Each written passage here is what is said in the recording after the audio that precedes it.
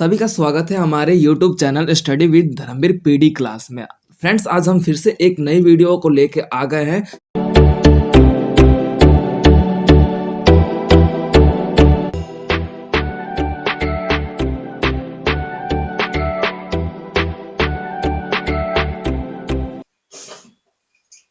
देखिए, pol science में एक प्रोसेस होता है। आपके एग्जाम्स होते हैं 100 मार्क्स के आते हैं। 100 मार्क्स के, चाहे आपके बीपीएससी हो, चाहे बीपीएसई हो, चाहे बीपीएससी 133, 132, 134, एनीथिंग एल्स, कोई सा भी पोल साइंस का कोड क्यों ना हो, आपके 100 मार्क्स के एग्जाम आते हैं। ठीक है, अब उस प्रोसेस में आपके देखा जाता है, कभी बार 6 क्वेश्चन पूछते हैं, कभी बार आपके 5 क्वेश्चन पूछते हैं। इग्नू आपको सीट एक बार ही देता है, डेट्स क्लियर कि वो चाहे फर्स्ट ईयर का स्टूडेंट, चाहे सेकंड ईयर का स्टूडेंट हो, चाहे थर्ड ईयर का ही स्टूडेंट क्यों ना हो, इग्नू एक बार अपनी सीट दे दिया तो एक्स्ट्रा सीट नहीं प्रोवाइड करता। That's the rules of IGNOU college, या फिर बोल सकते हो इग्नू, सॉरी कॉलेज नहीं, यूनिवर्सिटी। ठीक है, अब उसमें क्या है कि आपके प्रोसेस होता है कि एग्जाम आपके पोल साइंस में अप्रोक्स देखा जाता है 27 पेजेस होते हैं। 27 पेजेस में क्या होता है कि फर्स्ट पेज आपका पूरा डिटेल होता है, सेकंड पेज आपका पूरा बोल सकते हो ब्लैंक पेज लिखा होता है उस पे।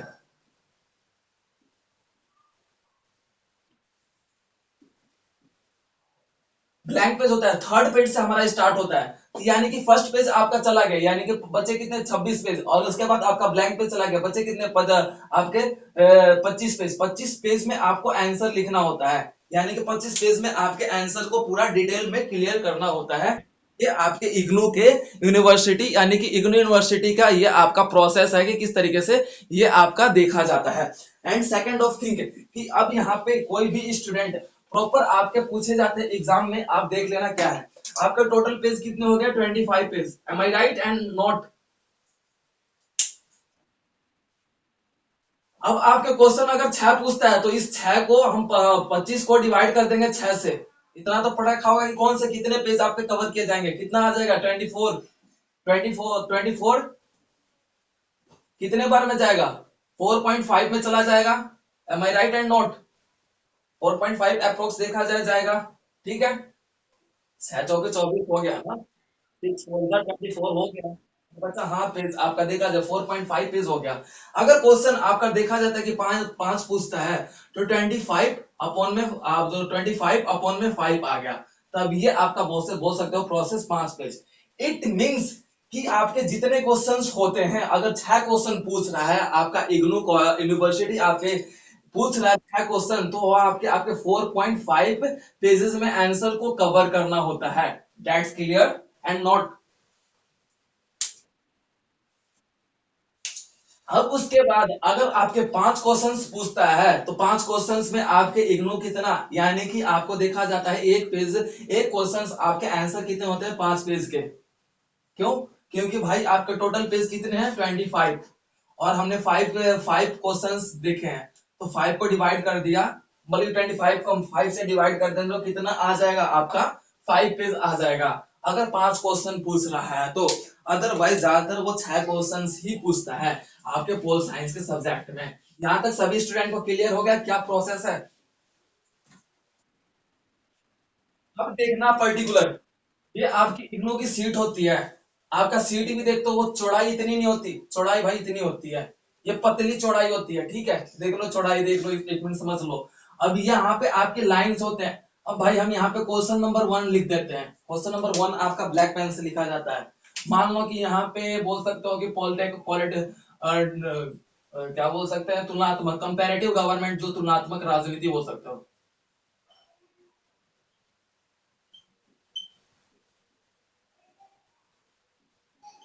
ये मान लो एक क्वेश्चन हो गया। ठीक है, ये आपका क्वेश्चन है, तो हमारा क्या होता है भाई, ब्लैक पेन से क्वेश्चन उतार दिया, उसके बाद हमारा क्या होता है, आंसर लिखेंगे। ये आंसर लिखने के बाद हमारा क्या होगा, यहाँ पे हम ब्लैक पेन से क्या लिखेंगे? Anyone student tell me about this please? परिभाषा। परिभाषा जिसे बोल सकते हो कि आप परिभाषा लिखोगे, उसके बाद यहाँ पे एरो दे के, चाहे वो ब्लैक पेन से एरो दे, चाहे ब्लू पेन से, उसके बाद ये आपकी परिभाषा शुरू होती है। ठीक है, यहाँ तक समझ में आ गया सभी स्टूडेंट को क्या प्रोसेस है? अब उसके बाद जैसे कि यह से अंडरलाइन कर लो, हाईलाइट। इग्नू का कोई भी, चाहे कोई भी आपका यूनिवर्सिटी हो, चाहे कोई भी टीचर हो पर्टिकुलर, वो आपके क्या होता है, आपके पॉइंट्स नहीं देखता, आपके हाईलाइट करने के तरीके को देखता है। वो आपका देखता है कि किस तरीके से हाईलाइट किया गया है, मतलब कुछ वर्ड्स को किस तरीके से प्रेशराइज किया गया। फॉर एग्जाम्पल मैं अभी बोलूं, मैं एक आपको लाइन बोलता हूँ, परिभाषा बोलता हूँ, ध्यान से सुनना। तुलनात्मक राजनीति से हमारा अभिप्राय है कि जब एक देश की राजनीति व्यवस्था अन्य देश की राजनीति व्यवस्था के बीच आपस में की गई तुलना को तुलनात्मक राजनीति कहा जाता है। किसी को समझ में नहीं आया होगा, दैट्स क्लियर है। इग्नू क्या करता है, हमारा लिखने का प्रोसेस भी यही होता है कि हम लिखते हैं तो पैराग्राफ बनाते हैं, पैराग्राफ नहीं बनाना। पैराग्राफ मीन्स आपको क्या होता है कि हाईलाइट करना होता है। हाईलाइट कैसे करोगे भाई, या तो हम अपने वर्ड्स को थोड़ा, आपका आप बोल सकते हो इन्वर्टेड कोमा में रखें, ठीक है। आपके बोल सकते हो कि एक पर्टिकुलर हम एक चिन्हों का प्रयोग करें, ठीक है। उसके बाद छोटा पैराग्राफ बना के उसे टुकड़ों में विभाजित करके दूसरा पैराग्राफ बनाए, तो वो आपका हाईलाइट कहलाता है लिखित रूप में। अब मैं इसी चीज को अब बोलता हूँ आपको, डेफिनेशन ध्यान से सुनना, डेफिनेशन। अब मैं हाईलाइट कैसे करता हूँ। तुलनात्मक राजनीति से हमारा अभिप्राय ये है कि जब एक देश की राजनीति व्यवस्था किसी अन्य देश की राजनीति व्यवस्था से बीच में की गई तुलना को ही तुलनात्मक राजनीति कहा जाता है। अब इसमें हाईलाइट दिखा, साउंड मॉड्यूलेशन जिसे बोलते हैं, पर्टिकुलर ये वर्ड होता है साउंड मॉड्यूलेशन। साउंड मॉड्यूलेशन में क्या क्या होता है कि हम कहाँ पे अपने शब्दों का उच्चारण तेजी से कर रहे हैं और कहाँ पे हम अप एंड डाउन कर रहे हैं। जैसे कि लाइक डेट आपने किसी फिल्मों में देखा होगा कि हार्ट बीट का पंपिंग रेट जो बोल सकते हैं कि जो हमारे कैलोरी चलते हैं उनके, हाँ वो स्केल्स चलते हैं ना हार्ट बीट का, देखा किसी ने फिल्मों में कि ये जो स्केल्स अगर बराबर हो गया तो भाई वो गया काम से, देखा ना। उसमें क्या होता है, इसमें up and down up and down up and down होता रहता है। तो हमारा उच्चारण करने का तरीका जब हम हाईलाइट करना होता है तो हम शब्द को उच्चारण करने से साउंड मॉड्यूलेशन का प्रयोग करते हैं, जहां पे हम बोल सकते हैं। अब हमारा एक म्यूजिक सिस्टम भी देख रखा, म्यूजिक सुनता है कोई, म्यूजिक, कोई म्यूजिक सुनता है।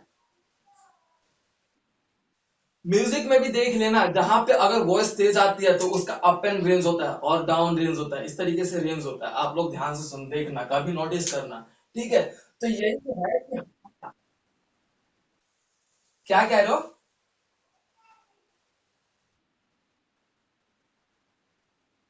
हाँ जी बिल्कुल, राहुल जी सही कह रहे हैं कि बिल्कुल आपके पॉइंट को सही बोला कि उनके बेस और फ्रीक्वेंसी जिसे बोल सकते हैं कि हमारा जिस प्रकार से हमारी फ्रीक्वेंसी होती है, और फ्रीक्वेंसी आपका देखा जाता है कि साउंड करने की प्रक्रिया होती है कि किस प्रकार से वहां पे कितना प्रोसेस आपका लग रहा है, ठीक है। अब ये हमारा परिभाषा हो गया। परिभाषा को हम हाईलाइट करते हैं कि भाई ये लिख दिया हमने परिभाषा। अब मान लो कि हमने ये लिखा, यहां तक लिख दिया आंसर, यहां तक लिख दिया।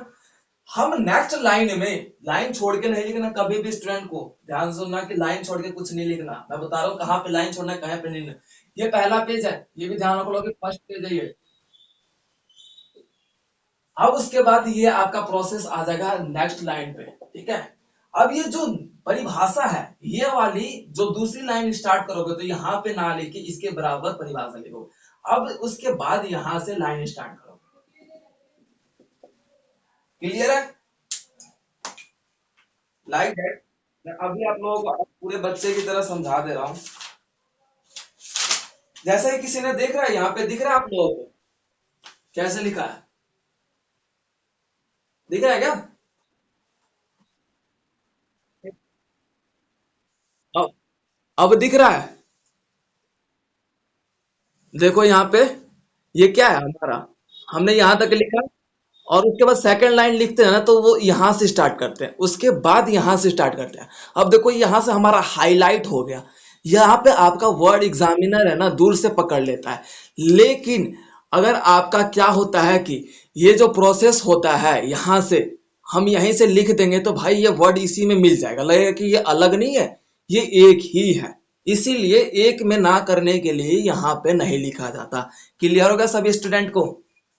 कैसी भी क्लास मिल रहे हो आप वो देख लेते हो। तो देखो मेरे को क्लास में पर्पस ये नहीं है कि मैं आपको समझाऊं कि क्लास मत लो। अब देखो मैंने यहां तक समझा दिया। अब किसी, ये मेरी नोट्सबुक है, बोल सकते हो कि मेरी इतनी अच्छी राइटिंग नहीं है बट मैं आपको बता दे रहा हूँ। आप लोगों को कुछ चीज दिखेगा, ध्यान से देखना इसमें। यहाँ पे दिख रहा है एग्जाम में सेम पैटर्न ऐसे लिखना है। क्या हुआ, एग्जाम में सेम आपको ऐसे लिखना है। देखो मैंने यहाँ पे आप लोगों को क्या किया है, यहाँ पे हाईलाइट नहीं किया, लेकिन हाईलाइट ना करने के बावजूद भी आपको क्या दिख रहा है कि ऐसा लग रहा है जैसे कि अलग से कुछ शब्दों का। अब इस वर्ड को बताओ कौन क्या नहीं पढ़ सकता, कोई लग रहा है कि नहीं पढ़ सकता वो वर्ड। ठीक है, दिखा दिया। अब देखो ये क्या है, अब आपको क्या दिखेगा, तुलनात्मक सरकार तुलनात्मक राजनीति के बीच मैंने क्या किया है, लिखने का तरीका, लिखने का तरीका आपका ये होता है पर्टिकुलर। समझ में आ गया सभी को। ठीक है, अब देखो ये क्या है, आपका सारांश। ठीक है, लिखने का तरीका पता चल गया। अब मैं नोटबुक पे दिखा दिया पर्टिकुलर। आज आप लोगों की क्लास है पोल साइंस की, बोल सकते हो जिसने नहीं लिया बाय गॉड, मेरे को नहीं पता कि वो क्यों नहीं लिया, चाहे क्यों नहीं आया, लेकिन आज की क्लास में जो बंदा नहीं आया, रियली बता रहा हूँ, उसने तो बहुत बेकार अपना काम किया है कि उसने क्लास लेके बहुत बड़ी गलती कर दी है। ठीक है, ना लेके, सॉरी, बहुत बड़ी गलती कर दी है ना लेके। क्योंकि मैं आज अपने पर्टिकुलर नोट्स भी दिखा दिया कि पर्टिकुलर किस तरीके से मैंने खुद लिखा है। ये क्या है, मेरी बोल सकते हो रफ कॉपी है ये मेरी कॉलेज की कॉपी नहीं है कि मैं भाई कॉलेज में जब पढ़ता था या फिर जब मैं जिस ईयर में था उस टाइम की ये मेरी नोटबुक है, ऐसा नहीं। ये मेरी रफ कॉपी और रिसेंट में ये नोटबुक बनाई, मतलब नोट्स बनाए थे मैंने खुद के अपने वर्ड्स में। ठीक है, अभी क्या है, ये आपने अपनी परिभाषा लिख दी। परिभाषा, मान लो कि आपके पेज इतने लंबे होते हैं, मान लो कि एक पेज है, फॉर एग्जाम्पल एक पेज है, तो इतना पेज आपने क्या कर दिया, परिभाषा से भर दिया। अब ये दूसरे एक लाइन छोड़ के उसके बाद यहां से पैराग्राफ हमारा बनता है। कहीं भी पैराग्राफ बनाओ, आपको पता होता है कि पैराग्राफ बनाने के लिए हम थोड़ी सी आगे की लाइंस को गैप को छोड़ते हैं, गैप करते हैं। Am I right and not? उसके बाद हम नेक्स्ट पैराग्राफ बनाते हैं। बना दिया भाई नेक्स्ट पैराग्राफ, ये पूरा पेज ऐसे भर दिया। ये आपका फर्स्ट पैराग्राफ का पूरा इंट्रो, सॉरी फर्स्ट पेज का पूरा इंट्रो था। ठीक है, समझ में आ गया, नोट कर लिया सभी ने किस तरीके से लिखना है। ये फर्स्ट पेज है, इरेज कर दो। अब देखना सेकंड पेज क्या होता है।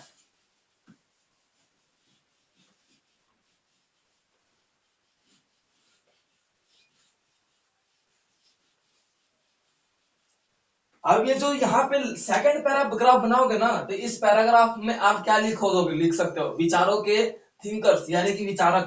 विचारक यहाँ पे था परिभाषा, और यहाँ पे विचारक लिख के आप सेकंड पैराग्राफ बना सकते हो। ये मैंने आपको बता दिया कि यहाँ पे भी आप इस तरीके से पैराग्राफ बना सकते हो। यानी कि अब जैसे तुलनात्मक राजनीति है, तुलनात्मक राजनीति से हमारा अभिप्राय यह है कि जब एक देश की राजनीति व्यवस्था अन्य देश की राजनीति व्यवस्था के बीच की गई आपस में तुलना को ही तुलनात्मक राजनीति कहा जाता है।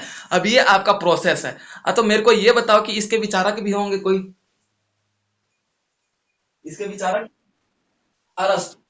अरस्तु जिन्होंने 158 कंट्रीज के संविधानों का अध्ययन किया था, यानी कि 158 राष्ट्रों के जो संविधान है उनका अध्ययन करते हुए उनके कंपैरेटिव गवर्नमेंट का आविष्कार या फिर बोल सकते हो स्थापना किया था, वो अरस्तु थे। तो अभी हम यहाँ पे क्या लिखेंगे, विचारक को हाईलाइट कर दिया भाई। अब जो परिभाषा था, परिभाषा को लिखते लिखते हमने क्या कर दिया यहाँ तक, फिर भाई हमारा जो लाइन है विचारक यहाँ से आएंगे, फिर हमारी लाइन यहाँ से स्टार्ट होगी। That's clear. अब यहाँ पे क्या है, अब अरस्तु को भी लिखने का तरीका होता है, ये ध्यान रखना कि अब जैसे मान लो मैं ब्लू पेन से लिख रहा हूँ, फॉर एग्जांपल मेरे पास मार्कर भी है, कोई दिक्कत नहीं, मैं आप लोगों को बढ़िया से डिफाइन कर देता हूँ। मान लो ये अरस्तु हो गया, अब ये अरस्तु हो गया भाई, इन्हें कोमा में हाईलाइट कर दो। ये आपका पर्टिकुलर एक नंबर, आधे नंबर, ये एग्जामिनर आपको देखता है। निखार देखो, एग्जामिनर है ना, किस किस पेज पे निखार देता है स्टूडेंट को कि हाँ अब इसे भाई इसको पेपर को ना ज्यादा देखना ही नहीं है। आपका first page, second page and ज्यादा से ज्यादा थर्ड पेज, इन्हीं थर्ड पेज का ये ब्यौरा लेता है।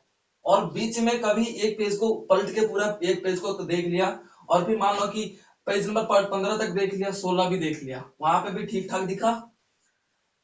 और उसके बाद लास्ट में दो पेज, मान लो कि 25 पेज होते हैं, मान लो कि 24, और आपका देखा जाता है 25 पेज, फर्स्ट एग्जामिनर इन्हीं चीज को एनालिसिस करता है और किसी चीज को ज्यादा पर्टिकुलर एक एक चीज को नहीं देखता।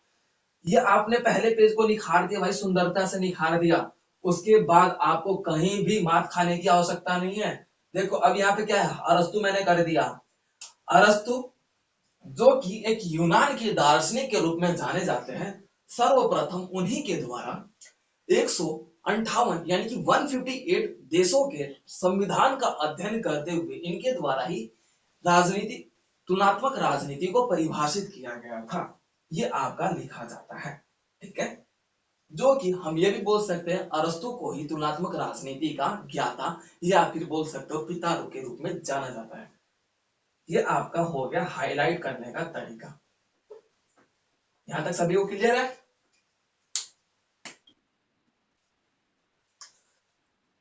अब उसके बाद सेकंड पेज की बात चली थी हमारी। सेकंड पेज,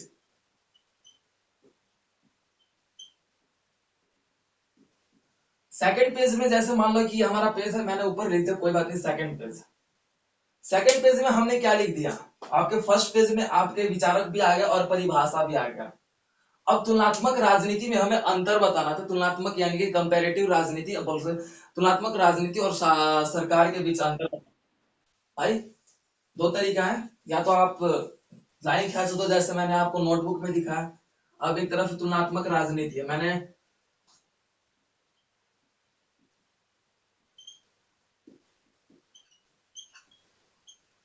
और दूसरी तरफ यानी कि तुलनात्मक सरकार।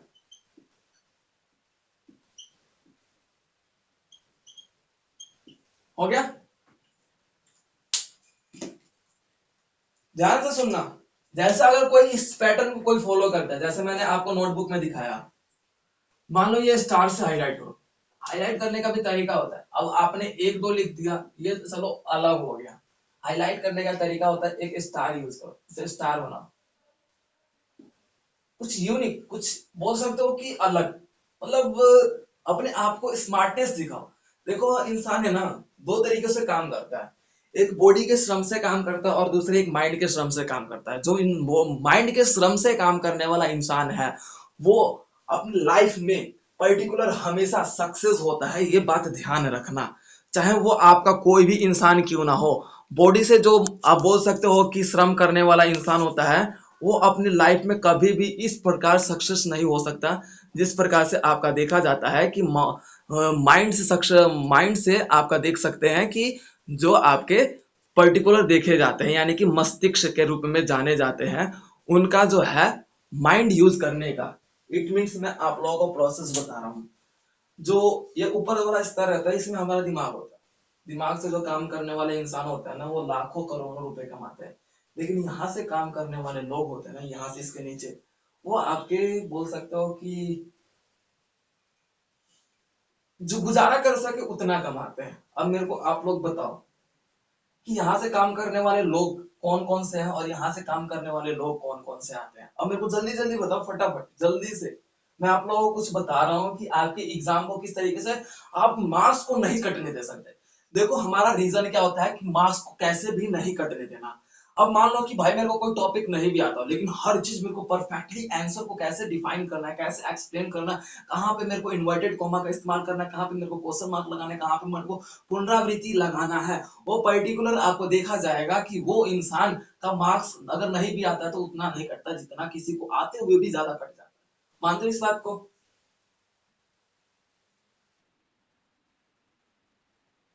अभी इधर वाले से वो इंसान है यानी कि ऊपर वाले जो काम करने वाले इंसान है और नीचे बॉडी की तरफ से काम करने वाले हैं, वो कौन कौन से इंसान है। एक दो दो तीन एग्जाम्पल दे दो, बस दो तीन एग्जाम्पल, ताकि सब लोगों को क्लियर हो जाए मैं समझाना क्या चाहता हूँ।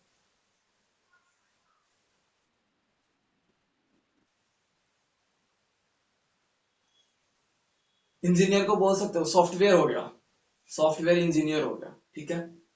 सॉफ्टवेयर क्या करना है भाई, कुछ नहीं करना भाई, एसी के रूम में बैठना, आराम से काम करना है। मैं मानता हूँ हर काम में प्रेशर है। मैं अभी यहाँ पे पढ़ा रहा हूँ, देखा जाए तो यहाँ पे भी मेरे को प्रेशर लग रहा है, मेरा एनर्जी लग रहा है, देखा जाए तो हर चीज में है। लेकिन अब यहाँ से काम करने वाले बात है, यहाँ से नीचे वाले भाई किसान हो गए, रिक्शा चलाने वाले हो गए, मजदूर हो गए। भाई उनके इतना कौन मेहनत करता है? कोई नहीं करता। उनके इतना कोई भी मेहनत नहीं करता। सुंदर पिचाई है, गूगल का सीईओ है, ठीक है। उसमें आपको उनकी इसकी पर डे की इनकम पता है कितने कमाता है वो? पर डे किसी को यू नो अबाउट दिस, इनकी पर डे की उसकी इनकम कितनी है? इंसान सॉल्व हो जाएगा। करोड़ पर डे की इनकम है। 5.9 करोड़ रुपए कमाता है पर डे। अब हमारा 25 में अब इसे डिवाइड करोगे तो आपको पता चलेगा कि वो लगभग 50 लाख एक घंटे में कमाता है। इस तरीके से 40 लाख, 30 लाख एक घंटे में कमाता है। उसका बोल सकते हो मंथली इनकम 195 के आसपास है। 195 करोड़ मंथली इनकम कमाता है, जो कि इंडियन का व्यक्ति है, गूगल का सीईओ। ठीक है, वो पर डे इतना कमाता है। सॉरी, पर डे आपका मंथली, मंथली की बात कर रहा हूं। 195 करोड़ के आसपास उसकी इनकम है मंथली। अब बताओ वो क्या करता है? कुछ नहीं करता भाई, गूगल का सीईओ है, उसे हैंडल करना होता है कि गूगल के कितने सॉफ्टवेयर एनालिसिस किए जाएंगे, कहाँ पे सॉफ्टवेयर को वहां से मेंटेन किया जाएगा। पहले माइक्रोसॉफ्ट ऑफिस हुआ करता था हमारे फोन में। किसी को सॉफ्टवेयर के बारे में पता हो ना, तो हमारे पहले गूगल नहीं होता था, क्रोम क्रोम नहीं होता था। क्रोम का इन्वेंटर आपका देखा जाता है कि सुंदर पिचाई को ही माना जाता है। उसने ही गूगल को डूबते हुए बचाया था। क्यों? क्योंकि माइक्रो माइक्रो अगर इतिहास पढ़ोगे ना आप जाके, माइक्रो गूगल का सीईओ सुंदर पिचाई कैसे बना था आपको पता चलेगा। उसका माइंड और उसका आईक्यू लेवल इतना फास्ट था कि उसने अपने को वहां पर ले जाने में कामयाब कर लिया। तो मैं ये बता रहा हूँ, ध्यान से सुनना, कि ये जो है आपका, ये स्टार लगाने का तरीका क्या है? आपको स्टार लगाना है। अब जैसे 1 2 लिख रहा है यार, ये कॉमन हो गया, ये हर जगह हर स्टूडेंट यूज करता है भाई। स्टार से हाईलाइट करो और अट्रैक्टिव से लगेगा, कुछ यूनिक यूनिक बनना। स्मार्टनेस लाओ, नॉट एट ऑल क्या हार्डनेस। हार्डनेस कोई नहीं कुछ कर सकता, लेकिन स्मार्टनेस आपको बहुत कुछ कर सकता है। तो मैं वही कह रहा हूँ कि यहाँ पे क्या करना है, आपको यूनिक लेके आना है। अब जैसे तुलनात्मक राजनीति हो गया, तुलनात्मक सरकार हो गया। तुलनात्मक राजनीति राजनीति व्यवस्था के अंतर्गत कार्य करता है, लेकिन तुलनात्मक सरकार कार्य राजनीति के अंतर्गत करता है। क्या देखा? अब जो है यहाँ पे तुलनात्मक राजनीति राजनीति के अनुसार कार्य करता है, जिसमें चुनाव प्रक्रिया शामिल होती है। ठीक है, अब ये बोल दिया। अब तुलनात्मक सरकार राजनीति के अनुसार कार्य करता है, जिसके अंतर्गत राजनीति व्यवस्था ही सरकार का निर्माण करती है। दोनों में मैंने पॉइंट पहले पहले लिखे, तो क्या कॉमन लिया भाई? दोनों के कार्य कॉमन लिए, यानी कि वर्क क्या करते हैं। अब मैं बोल दूं कि तुलनात्मक सरकार, तुलनात्मक राजनीति का व्यवस्था जो है व्यापक पाया जाता है, यानी कि बहुत बड़ा पाया जाता है। लेकिन तुलनात्मक राजनीति जो है इसका सीमित पाया जाता है, यानी कि विस्तार सीमित देखने को मिलता है। तो आपने यहाँ पे कॉमन क्या पॉइंट देखा? इट मीन कि जो यहाँ पे बात कर रहे हैं पर्टिकुलर, इस क्षेत्र में भी हम वही बात करेंगे, उसी से रिलेटेड बात करेंगे।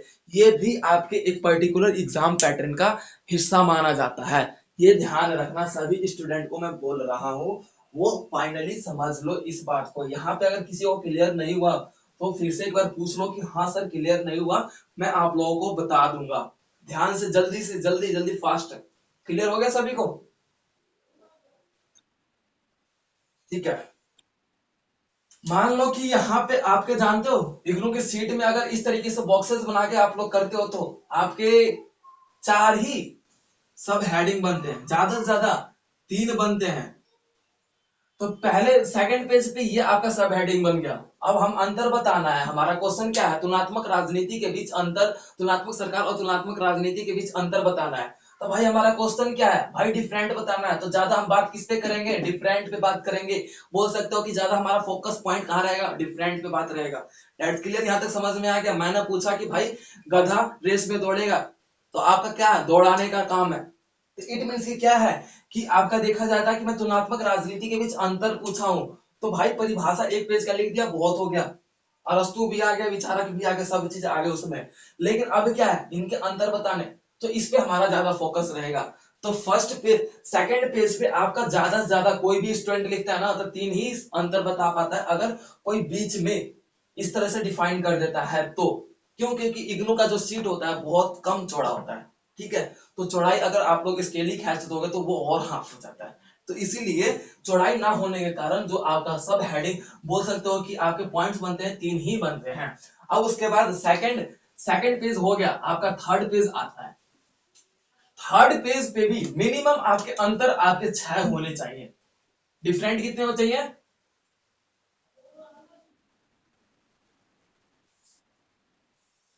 मिनिमम।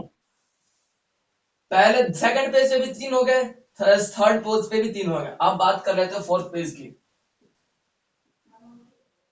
ध्यान से सुनना, अगर 5 पेज इग्नोर देता है पर्टिकुलर, अगर 26 पेज आते हैं तो भाई अगर 25 पेज आ रहे हैं तो आपको कितना देखने को मिलेगा? 26 पेज हो रहे हैं तो कितना होगा भाई? आपको कितना पेज कवर करना है? अगर 26 पेज इग्नू सीट दे रहा है तो आपको पर पेज आपका देखा जाता है कितना होगा? कहने का मतलब ये है कि क्वेश्चन अगर 5 पेज कितने होते हैं? 25। तो 25 को 5 से डिवाइड करने पर कितना आ रहा था? 5 पेज आ रहा था। तो आपको 5 पेज फिल करना था। अगर इस तरीके से आ रहा है क्वेश्चन, अगर 5 पूछ रहा है तो आपको 5 पेज कवर करने हैं। तो थर्ड थर्ड पेज तक तो हमने अंतर बता दिए। अब फोर्थ पेज पे बता रहा हूं क्या होगा। फोर्थ पेज पे अब यहाँ पे लाभ होगा। लाभ, यहाँ पे सब हेडिंग बना दो लाभ। इस लाभ को भी हम इसी तरीके से डिवाइड कर देंगे। इसके बस 3 ही लाभ लिख लो जितने आपके फोर्थ पेज पे आ रहे हैं। अगर ज्यादा से ज्यादा लिखना है तो आप हानि भी लिख लेना। हानि कितने पे, किस पे लिखना? 5वें पेज पे। 5वें पेज पे क्या आ जाएगा? हानि। समझ में आ गया कि फोर्थ पेज पे क्या आना था? 3 से लेके 4 पॉइंट आने थे आपके आपके। ठीक है, और हानि अब यहाँ पे देखना, 5वें पेज पे अगर लिख रहे हो तो 5वें पेज के आधा पेज पे आपका हानि होना चाहिए और आधा पेज पे सारांश होना चाहिए।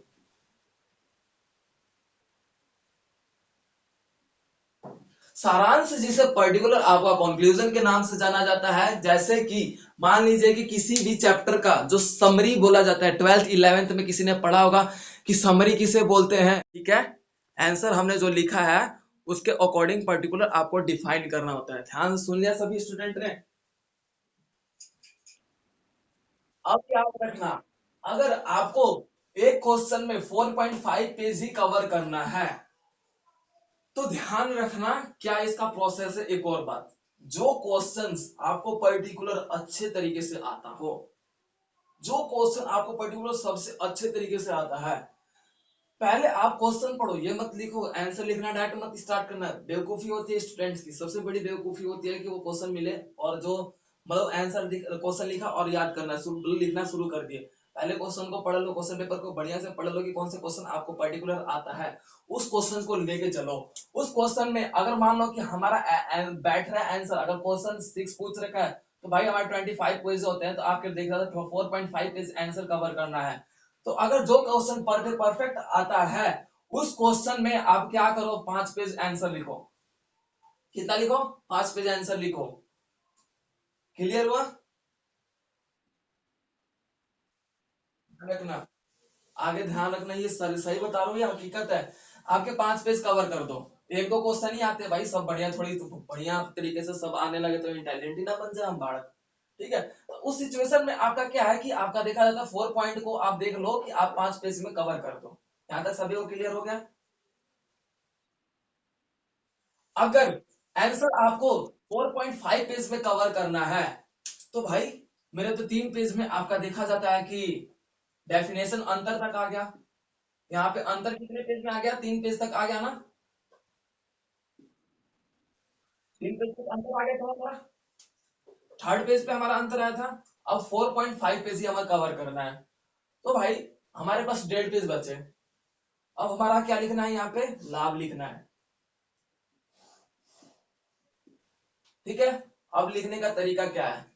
अब यहाँ पे लाभ यहाँ पे लिख दो, हानि यहाँ पे लिख दो। ठीक है, ये आप दोनों। हाँ जी, अब तुलनात्मक राजनीति का बोल सकते हो कि यहाँ पे आ गया, इन दोनों के बीच हानि हो गया। ठीक है, लिख लिया सभी ने? कैसे लिखना है? अब ये आपका तीसरा पेज भी, तीसरा पेज तो कवर हो गया था, 4 पेज कवर हो गया, 4 पेज कवर हो गया। ये आपका 4 पेज पे ही आंसर आ रहा था। अब बच्चा आपका हाफ पेज, 0.5 था, 0.5 है, तो यानी कि हाफ पेज बचा है। हाफ पेज पे आपका सारांश लिख दो, ठीक है। और उसके भी हाफ पेज बचा रहेगा, हाफ पेज से क्वेश्चन लिखना स्टार्ट कर दो दूसरा। ये है आपका पोल साइंस का पर्टिकुलर आंसर लिखने का, एक्सप्लेनेशन करने का तरीका, कि हम क्वेश्चंस को कैसे एक्सप्लेन करते हैं, हमारा पर्टिकुलर एक एक पेज पे कौन कौन सी बातें आती हैं। तो ये सब था आपके पोल साइंस के, चाहे वो फर्स्ट ईयर का हो, चाहे थर्ड ईयर का हो, चाहे सेकेंड ईयर का हो, चाहे ऑनर्स हो, चाहे बी एच डी एल, चाहे जो भी हो, एनीथिंग पोल साइंस का कोड कोई सा भी कोड क्यों ना हो, चाहे आपका बीपीएससी 141 हो, चाहे बीपीएसई जो आपका 42 हो, चाहे कोई भी कोड क्यों ना हो, बस उसके पास पोल साइंस का कोई भी कोड हो, वो सभी के लिए पैटर्न था। ठीक है, यहाँ तक सभी को समझ में आ गया? यहाँ तक तो, क्या कह रहे हो आप? टाइम का, पेन का यूज, अच्छा हाँ, वेरी गुड। पेन का भी यहाँ पे बोला था मैंने, सब चीज यहाँ पे एनालिसिस कर दिया आप लोगों को। अब देखो, पेन यूज करने का भी कुछ प्रोसेस होता है, उसका एक क्राइटेरिया होता है। हम वैसे पेन का यूज करो, देखो बहुत से स्टूडेंट होते हैं, उनका जो लिखने का तरीका होता है ना भाई, वो दबा के लिखते हैं बिल्कुल ही। इग्नू की सीट होती है भाई बहुत गंदी, बहुत ही गंदी होती है इग्नू की सीट में, सीधा आप लोगों को बोल सकता हूँ कि इग्नू की सीट होती है बहुत गंदी। आपको देखा जाए कि अगर आप लोग इस तरीके से, अगर जेल पेन तो यूज कोई भी करना ही मत इग्नू के सीट पे, कोई भी बॉल पेन भी मत करो। जो सबसे पतली पेन होते हैं ना, बिल्कुल ही उनकी नीब जो होती है ना, यानी पॉइंट जो है ना, वो जो पतली होती है, उन पेन का यूज करो, ठीक है। और आपका जो आंसर है दबा के मत लिखो, यानी कि प्रेशर दबा के मत लिखो। आपका लिखना चाहिए, जो मैं बता दे रहा हूँ पर्टिकुलर लिखने का जो तरीका होता है इग्नू की सीट में, देखो आप लोगों को ध्यान में दिख रहा होगा, कुछ मैंने मिस्टेक भी किया था आपके, आप लोगों को समझ में आ जाए। देखो, लिखा मैंने इस साइड है, लिखा इस साइड है, दिख रहा है ना? अब देखो इसका प्रिंट कितना दिख रहा है, दिख रहा है? ये बेवकूफी मत कर देना कभी भी, नेवर, कभी भी मत करना, सभी स्टूडेंट को मैं बोल रहा हूँ। देखो इसमें कितना दिख रहा है कि हाँ भाई, इस पे लिखा जाए तो कहाँ जाएगा। सिग्नो की सीट में भी यही होता है, मैंने कुछ अपनी गलतियां भी आप लोगों को दिखाई है, हर एक चीज को दिखाया है कि हाँ भाई ऐसे करो, आपके आंसर्स को पर्टिकुलर नंबर हो कटने से रोक नहीं सकता कोई भी, मतलब बोल सकते हो कि काट नहीं सकता, ठीक है। आंसर किसी को दबा के लिखने की आदत है बहुत, देखो दबाने से क्या होता है ना, किसी की राइटिंग, वो वर्ड्स को क्या होता है, जैसे कि मैंने अब सारांश लिखा, थोड़ा सा लग रहा है ना कि ये सिमिलर है, मतलब इनका जो है लिखने का तरीका ऐसा लग जैसे कि तीनों वर्ड्स ऐसे लाइन में है, ऐसा लग रहा है, देखो यहाँ नीचे लग रहा है ना, कुछ ऐसा, ऐसा फील हो रहा है आप लोगों को? अब देखो, अब मैंने ऐसे लिख दिया, अब इसमें क्या है भाई, कुछ अंतर ही नहीं है। मैं बोलूं इन दोनों में मस्त, और बोल सकते हो कि परफेक्ट या फिर ब्यूटीफुल कौन सा लग रहा है, आप लोग क्या बोलोगे?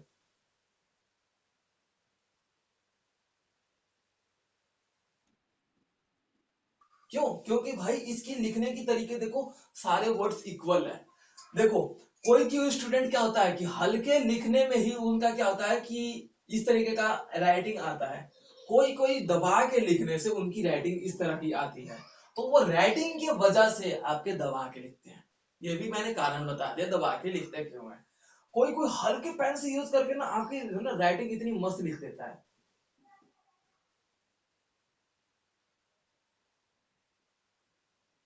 लिखने का सबका अलग अलग तरीका है, तो अपनी राइटिंग पे भी थोड़ा इंप्रूव करो, राइटिंग थोड़ी बेहतर बनाओ, कि राइटिंग के भी आपके मार्क्स देखा जाए। देखो सब चीज बढ़िया लिखोगे, राइटिंग अगर एग्जामिनर को समझ में नहीं आएगा ना, तो वो सीधा काटेगा और कुछ नहीं करेगा। उसके पास इतना टाइम ही कहाँ को है कि वो, उनके पैसे मिलते हैं ना सीट चेक चेक करने का भी, उन्हें चाहिए कि जल्दी जल्दी सीट चेक करना है, ठीक है। तो कहने का मतलब यही मैं बता रहा हूँ कि अपनी राइटिंग्स को भी थोड़ा इंप्रूव करो, पैटर्न मैंने बता दिया, पैटर्न इसी को फॉलो करो। और बॉल पेन और जेल पेन का भी यूज ना करो, बॉल पेन तो यूज कर लो लाल, चलो वो अलग बात है, लेकिन जेल पेन तो भूल के भी मत करना। ब्लू और ब्लैक पेन का यूज करो। ब्लैक पेन का यूज पर्टिकुलर आपका सब हेडिंग जैसे परिभाषा लिखने के लिए क्या था, उच्चारक विचारक लिखने के लिए क्या था, क्या मैंने लिखा था, विचारक था ना, उच्चारक लिख दिया था, सॉरी मेरे ख्याल से। हाँ, विचारक आएगा वहां पे, उच्चारक नहीं आएगा, विचारक आएगा। मैंने विचारक ही थिंकर्स जिसे बोलते हैं इंग्लिश में। तो देखो इसमें क्या है कि आपका पर्टिकुलर देखने को मिलेगा कि यहाँ पे आपकी जो रेटिंग्स है उससे भी आपके मार्क्स काफी इंक्रीज होते हैं। अब मान लो कि मेरे को भाई A to Z ABCD नहीं आता, लेकिन मैं अगर पूछा जाए कोई मेरे से कि ABCD पढ़ो तो मैं नहीं बोल पाता, लेकिन मैं ऐसे बोल दूंगा A for apple, B for ball, C for cat, D for dog, E for elephant, F for run, इस तरीके से बोल दूंगा, इस तरीके से बोल दूंगा। तो इसमें क्या है कि भाई मेरे को आता है, कहीं ना कहीं वो अलग बात है कि मैं ABCD इस तरीके से नहीं पढ़ सकता, लेकिन कहीं ना कहीं आप उससे वाकिफ हो, तो एग्जामिनर आपका देखता है कि भाई इसका आंसर, चलो इसे मतलब पूरा नहीं लिखा, लेकिन जितना भी लिखा इसे लिखने का पैटर्न, हर चीज पता है। अब कोई पहाड़ ही लिख दे और वो पहाड़ का कोई आकार ही ना हो, उस पहाड़ का कोई मतलब ही ना हो, वो आने का कोई है ही ना हो, तो फिर क्या है, कोई फायदा नहीं है पहाड़ लिखने का। लेकिन कोई भाई लिखे कि हाँ, बोल सकते हो कि एक मटका बोल दो, घड़ी, जो भी आप बोल सकते हो, छोटा सा टुकड़ा बोल दो, तो उस टुकड़े का कोई फायदा तो हो जाएगा ना। लेकिन कोई पहाड़ लिख दे, उसका पर्टिकुलर क्या फायदा है जब उसका कोई मतलब ही ना, पूछा क्या और किया क्या, तो उसका कोई फायदा नहीं है। थोड़ा सा ही करो, लेकिन परफेक्टनेस की तरीके से करो, स्मार्टनेस की तरीके से करो। मैंने आपको बता दिया कि किस किस पॉइंट्स का ध्यान में रखो, उस पॉइंट्स के अकॉर्डिंग आप लोगों को करोगे तो दैट्स माय चैलेंज कि किसी भी स्टूडेंट का पोल साइंस में नंबर कट नहीं होगा, ये ध्यान रखना, चाहे वो फर्स्ट ईयर का हो, सेकेंड ईयर का, थर्ड ईयर का, कोई भी कोड उसके पास पोल साइंस का क्यों ना हो, वो उसके नंबर नहीं कट सकता। एंड सेकेंड ऑफ थिंग कि यहाँ पे जितने भी न्यू स्टूडेंट है, अभी तक जो ज्वाइन नहीं थे, सॉरी ज्वाइन थे, जैसे मैंने जिसका नंबर अभी नाम लिखा था, रागनी, पूजा, संचिन और भानु, हिमांशी, निशा, इन सभी स्टूडेंट को टॉपिक क्लियर हो चुका,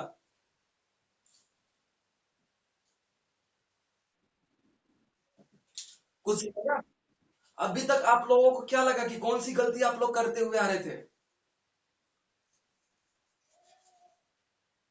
गलती बताओ, अपनी गलती बताओ, यानी कि क्या है, कौन से मिस्टेक करते हुए आ रहे थे कि जब आपका नंबर कटा। मैंने आप लोग को इस तरीके से लिखने का बताया कि कौन से पेज पे क्या क्या होता है, कौन कौन सी बातें किस तरीके से लिखी जाती है, सब हेडिंग कैसे क्रिएट किया जाता है, सब हेडिंग को हाईलाइट कैसे किया जाता है।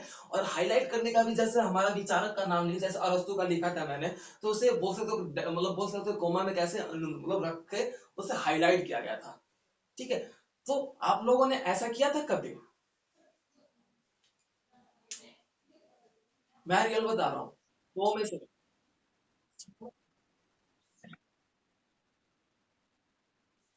पैराग्राफ डिफाइन क्या किया, पैराग्राफ में डिफाइन किया, एग्जांपल आपको नोटबुक में दिखाया, मेरा notebook, ठीक है।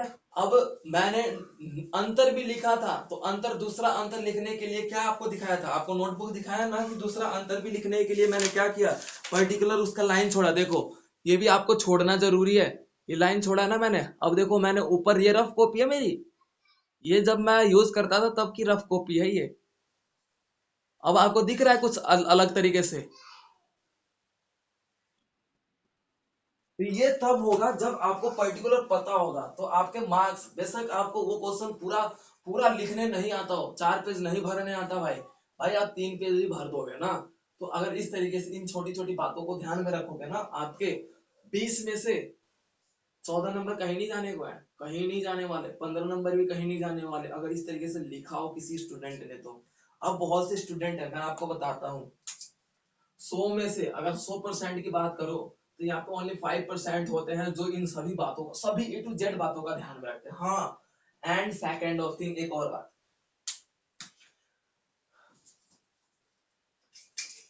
मान लो कि मेरा क्वेश्चन, ये मेरा सब गलत हो गया, क्या करते हैं ना हम, मतलब पूरा ये ऐसा लगता है जैसे कि हाँ, वो सब खिचड़ी बना दिया, मतलब पूरा मिक्सअप कर दिया, दाल भी कर दिया, हल्दी भी कर दिया, नमक भी डाल दिया और चावल भी डाल दिया, पूरा उसी में रायता बना देते हैं। अब ये जो तरीका होता है ना, क्या होता है, हमें कट करने का भी, बस, that's a cut, only for that cut. अगर किसी को किसी ने मेरी यूट्यूब चैनल्स पे वो वीडियो देखा होगा कि जब मैंने रिजल्ट ऑर्गेनाइज किया था, स्टूडेंट्स का टेस्ट का, जब मैंने लाइव टेस्ट लिया था स्टूडेंट्स को, कुछ बच्चों का जो पेड लेवल क्लास लेते हैं उनको, तो उससे मैंने आपको एक स्टूडेंट का दिखाया था। आई थिंक नहीं दिखाया था, क्या नहीं दिखाया था, लेकिन मैं बता रहा हूँ ये स्टूडेंट का नाज, जिसका नाम है, यहाँ पे मेरी क्लास में नाज, आप हो क्लास में?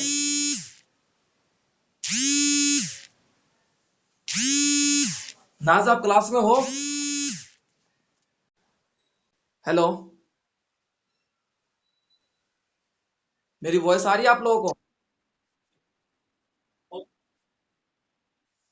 ठीक है। अभी मेरे को ये नहीं समझ में आ रहा कि एक स्टूडेंट, दीपी नाम की स्टूडेंट है, वो मेरे को कॉल कर रही है, मतलब समझ में नहीं आता कि मैंने ग्रुप सभी जगह पे भेज दिया, तो यार कॉल करने का क्या रीजन है? मैं अभी यहाँ पे क्लास ले रहा हूँ, कॉल्स पे कॉल्स करे जा रही है, तो कोई कॉमन सेंस का दिमाग ही नहीं है। ठीक है, अब ये बात ध्यान रखो कि यहाँ पे मैंने कट लगाया, कुछ नहीं किया। अगर गलत हो गया, किसी ने गलती से भी कुछ करना है, तो भाई बस कट करो ऐसे, बस, और कुछ नहीं करो। ये ऐसे वैसे ऐसे ऐसे ऐसे भी मत करो, या फिर करना भी है तो बस इस पे जैसे ये शब्द हो गया, देखो मैंने 3 बार कर दिया, बस ऐसे ऐसे ऐसे ऐसे, बस, और कुछ नहीं करना भाई। यहाँ पे हाईलाइट नहीं करवाना। और पहली बात तो कट मत करो, पहली बात तो कट मत करो, सभी स्टूडेंट को बोल रहा हूँ कट मत करो। देखो, मान लो कि मैंने ये सारांश लिखा, मैंने स ऐसे लिख दिया, भाई लिखना था ये स, लेकिन मैंने लिख दिया ये। अब क्या यार, एग्जामिनर तो वो गलत कर देगा। एग्जामिनर को इतने वर्ड्स में ये पढ़, ये समझ में आ जाएगा। जब ऐसे कट कर दोगे ना, एग्जामिनर को तुरंत समझ में आ जाएगा। अभी मैं आप लोगों को दिखाता हूँ, कुछ आप लोगों को लाइव दिखाता हूँ। आज मैं पर्टिकुलर ये दिखाना चाहता हूँ कि आप लोगों को पता चले कि हाँ क्या है। Wait a minute.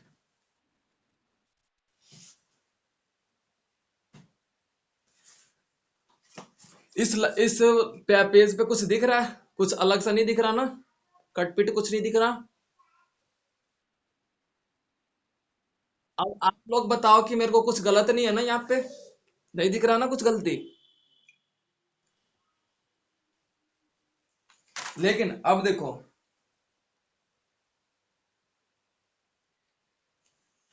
अब मेरे को बताओ यहाँ पे कुछ गलत दिख रहा है? पूरा पेज देखो।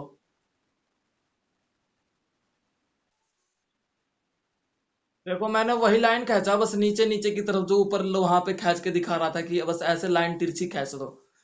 अब ठीक है। अब तो भाई कहने का ही मतलब नहीं, अंधा भी होगा तो देख लेगा, ऐसा कुछ है। ये बेवकूफी नहीं करनी, ये बेवकूफी नहीं करनी, इसे बोलते हैं बेवकूफी। अब मैं वो गलत वर्ड भी था तो आप लोगों को पहले नहीं दिख रहा था, लेकिन मैंने उसे अगर ऐसे भी कर दिया, भाई फिर भी वो हाईलाइट हो रहा था, और ऐसे कर दिया तो भाई कहने का भी मतलब नहीं है कि अगर अंधा भी आंख बंद करके चेक करे तो कह दे कि हाँ यार यहाँ पे गलत है। फिर वो क्या करता है, वो वहीं से रीडिंग करना शुरू कर देगा कि भाई अगर ये गलती नहीं होती, यहाँ पे अगर यहाँ पे मिस्टेक नहीं होता, तो स्टूडेंट गलत क्यों करता भाई? कॉमन सी बात है ना। तो वो क्या करेगा, यहीं से रीडिंग करना शुरू कर देगा। फिर आपकी एक एक बात है, जब तक उससे सेटिस्फेक्शन नहीं मिलता, यानी कि सेटिस्फाई नहीं हो जाता आपके उत्तर से, वो भाई पढ़ते रहता है, पढ़ते रहता है। वो ध्यान रखना, ये गलती कभी नहीं करनी। रियल बता रहा हूँ, बहुत जाके पछताओगे। इसी सी छोटी छोटी बातों का ना आप लोगों के एग्जाम्स में मार्क्स कटते हैं। अब कोई कहता है कि सर मैंने हर एक चीज को ना परफेक्टली लिखा, विचारक के नाम लिखे, थिंकर्स के नाम लिखे, आंसर्स के सीट भी फुल भरे, लेकिन भाई मेरे आपके 20 में से देखिएगा सर मेरे 14 नंबर मिले, 12 नंबर मिले। मैं तो सर इग्नू पे वो करूंगी, क्लेम करूंगी कि मेरे नंबर रीचेक करवाऊंगी। रीचेक करवाने का ये सब बातों को ध्यान में रख लो, फिर उसके बाद रीचेक करवाना बढ़िया से। इन सब बात को ध्यान में रखो। अब उसके बाद ये काट पीट का भी मैंने मिस्टेक भी बता दिया कि नहीं करना, और करना भी है तो इस तरीके से कर दो। इस तरीके को करके आपको दिखेगा ही नहीं दिखेगा। तो मैं अभी आपको लाइव ही दिखा देता हूँ कि मैं अभी ये करके ही दिखाता हूँ अभी जस्ट। अच्छा, इस पेज पे वैसा कोई भी वर्ड दिख रहा है ना? नहीं दिख रहा ना? दिख रहा है कोई किसी को? ठीक है,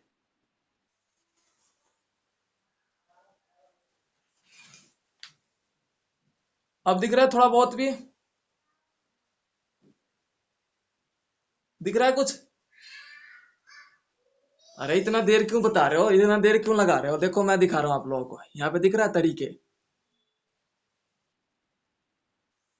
तरीके पे पता चल गया, तरीका ये रहा, तरीके पे लगाया मैंने। इट मीन्स कि क्या है कि अगर ऐसे कट लगाते हो तो एग्जामिनर को भी माइंड में उसे पता ही नहीं चलेगा कट भी लगा रखा है और देख भी लिया। भाई वंडरफुल। ये तरीका होता है कट लगाने का। और किसी ने साइंस पढ़ रखा है, सॉरी कंप्यूटर की नॉलेज ले रखी है, तो हमारा एक आता है जस्टिफाई और एक अंडरलाइन करने का ऑप्शन आता है। अंडरलाइन दो तरीके से किया जाता है, एक आपके वर्ड्स के नीचे अंडरलाइन हाईलाइट करने के लिए, और एक हमारे वर्ड्स पे किया जाता है जो कि वो गलत वर्ड होता है उसे हटाने के लिए। क्लियर है? तो ये आपका एजुकेटेड एंगल का पर्सन होता है, तो सामने वाले आपको एजुकेटेड मानेगा। कहीं पे भी गलती हो बस इस तरीके से गलती का वो करो। पहले तो गलती हो गया ना, छोड़ दो। एक वर्ड गलती होगा छोड़ दो, सीधी सीधी बात है, गलती करके छोड़ दो। एक वर्ड गलती हो, मैं खुद बोल रहा हूँ। और कट लगाना है तो इस तरीके से लगाओ। समझ में आ गया सभी को यहाँ तक? इन सभी बातों को ध्यान में रखो, आपके एग्जाम में फुल मार्क्स, 18 मार्क्स, 20 में से, मैं कह रहा हूँ 20 में से, नॉट एट ऑल की वो टोटल में से। आपके मैं नहीं बोल रहा कि हाँ वो इतने नंबर आ जाएंगे, लेकिन मैं कह रहा हूँ 20 में से बात कर रहा हूँ। ठीक है, यहाँ तक सभी को समझ में आ गया, सारे स्टूडेंट्स को क्लियर टॉपिक?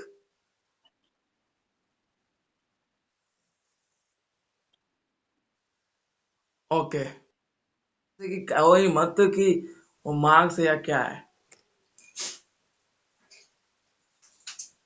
100 नंबर के क्वेश्चन, 100 नंबर के पेपर में आपके कितने आवर मिलते हैं? 3 आवर मिलते हैं।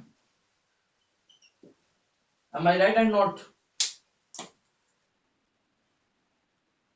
आपको पता भी होना चाहिए कितने नंबर और एक क्वेश्चन पे देना होता है।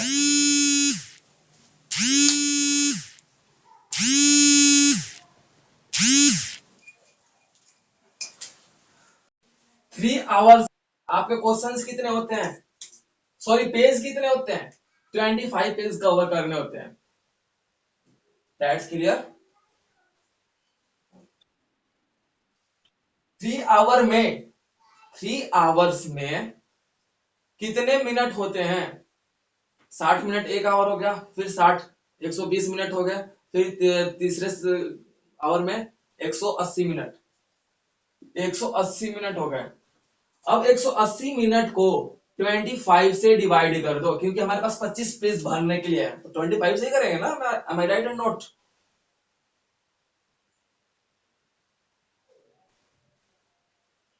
25 पेज हमें 3 घंटे में फिलअप करने, ये तो समझ में आ गया ना सभी को?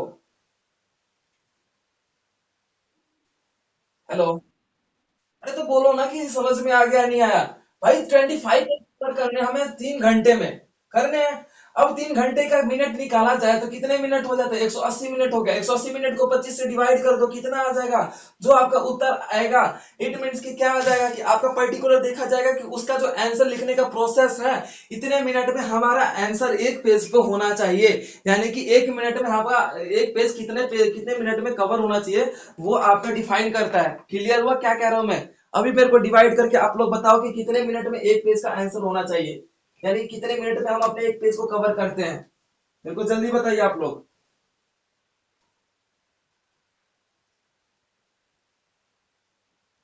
कैलकुलेटर निकाल लो। क्या? अरे कहाँ कहाँ का मैथ पढ़ रखा है पता नहीं।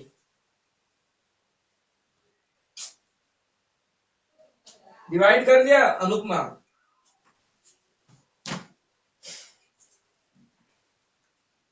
7.2 मिनट आ रहा है, यानी कि एक पेज पे हमारा मिनट जाना चाहिए। अरे क्वेश्चंस को मारो गोली, आपको मैंने क्या पूछा वो आप देखो ना, कि मैंने कितना मिनट आपका टोटल है। 180 मिनट का पेपर होता है जिसे हम 3 आवर्स बोलते हैं भाई। एक आवर में 60 मिनट होते हैं, दूसरे आवर को मैं देखेंगे तो फिर 120 मिनट हो गया। तीन तीन घंटे में 180 मिनट हो गए। और सीट कितने पेज कितने होते हैं इग्नू में? 25 पेज होते हैं, तो भाई 25 से डिवाइड करोगे ना। मैथ इतना तो पढ़ रखा होगा सभी ने, या नहीं पढ़ रखा बिल्कुल ही?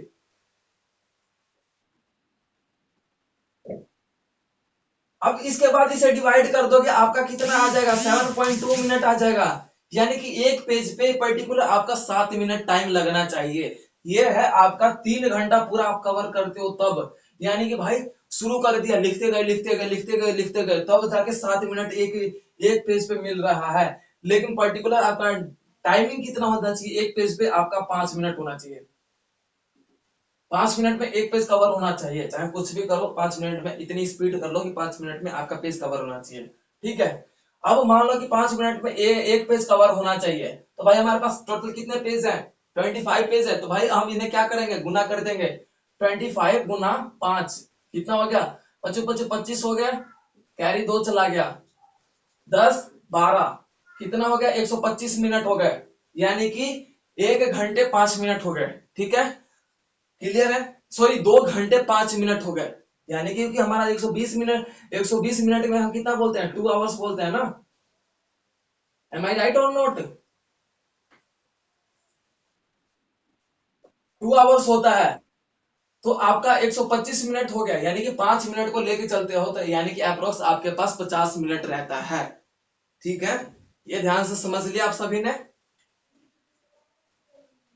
अगर ये पेज आपको 26 पेज भरना हो और टाइमिंग भी आपको 3 आवर्स ही होगी, तब उसके बाद आप लोग क्या करोगे, मेरे को ये बताओ, कितना पेज आपका आंसर आएगा।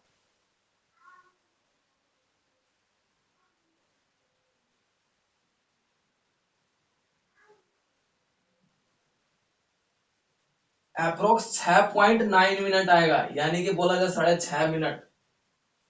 6.5 मिनट में एक पेज भरना चाहिए। लेकिन अपनी स्पीड इतनी पे बना लो, कम से कम अगर जाओ भी जाओ तो 5 से 5 जाओ, यानी कि 5.5 मिनट पे एक पेज भर दो। सभी स्टूडेंट को बोल रहा हूँ, एक पेज फिल कर दो। ये अगर आप लोग करना सीख गए, तो आपके जो बोल सकते हो आंसर लिखने का जो डिफाइन करने का जो तरीका है, पर्टिकुलर आपका परफेक्ट हो जाएगा। और मैं ये सभी को बोल रहा हूँ, इस तरीके से करना सीख लो। ठीक है, यहाँ तक समझ में आ गया कि आपको पर्टिकुलर पता चल गया कि कितने पेज पे क्या क्या फिल करना है और कितने आंसर होने चाहिए, कितने आपका देखा जाता है, सब चीज पता चल गया, क्लियर हो गया। किसी को कोई डाउट।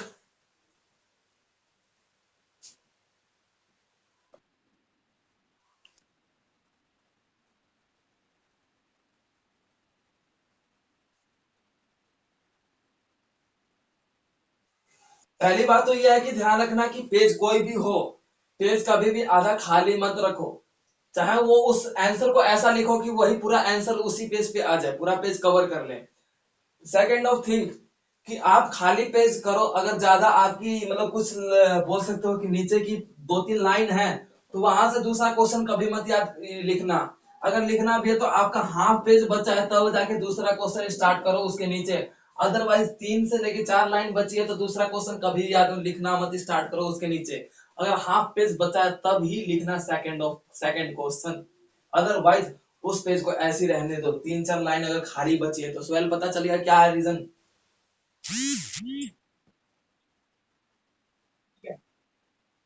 ओके एवरीवन, अगर आप लोगों को क्लास समझ में आ गई हो, और जो भी न्यू स्टूडेंट है एक बार मेरे को आप लोग बताएंगे कि कौन कौन यहाँ पे न्यू स्टूडेंट है जो क्लास ले रहा था आज।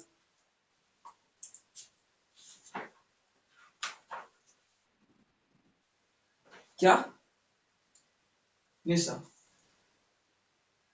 निशा के अलावा और, हाँ निशा के अलावा और कोई है। प्रियंका सोनी।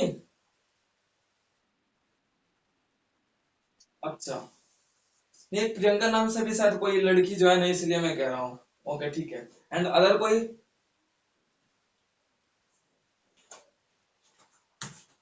ठीक है,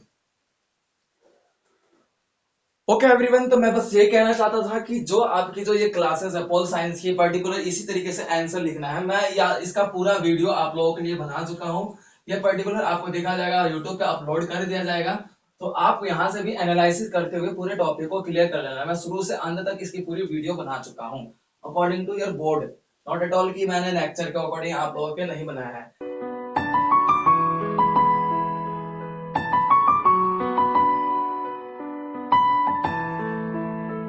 तो वीडियो को like, comment, share and subscribe करना ना भूलें।